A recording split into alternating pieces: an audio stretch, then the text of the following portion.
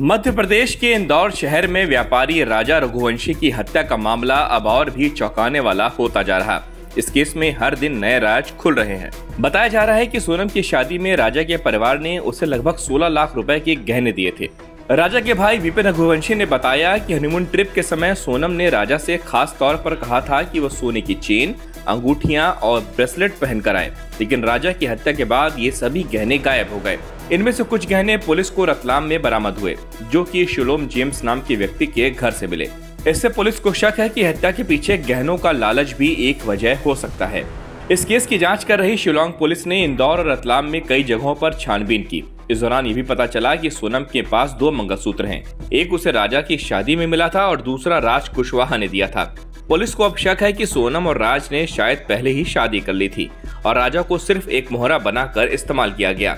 शादी के बाद सोनम राजा के साथ हनीमून के लिए मेघालय के शिलोंग गई थी, लेकिन वहां उसका इरादा कुछ और ही था। पहले से तय प्लान के मुताबिक सोनम ने अपने प्रेमी राज कुशवाहा की मदद से उसके 3 साथियों को वहां बुलाया।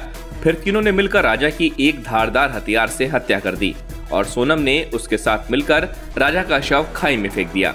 इसके बाद सोनम ने खुद को अगवा बताया और कहानी बनाई कि कुछ बदमाशों ने उसे किडनैप कर लिया था और बाद में गाजीपुर के ढाबे के पास छोड़ गए। जैसे जैसे पुलिस ने जांच आगे बढ़ाई, सोनम की कहानी में झोल नजर आने लगा।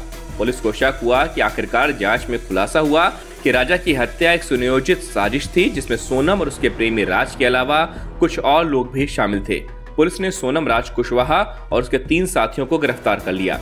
इस केस में शिलोम जेम्स नाम के एक व्यक्ति का नाम भी सामने आया है, जिसने सोनम के गहनों से भरा बैग रतलाम में अपने ससुराल में छिपाया था। सोनम का परिवार इंदौर का जाना माना कारोबारी परिवार है और राज वहीं एक कर्मचारी के तौर पर काम करता था। राज सोनम से उम्र में छोटा भी था, लेकिन फिर भी दोनों के बीच रिश्ता इतना गहरा हो गया कि सोनम ने हर हद पार कर दी।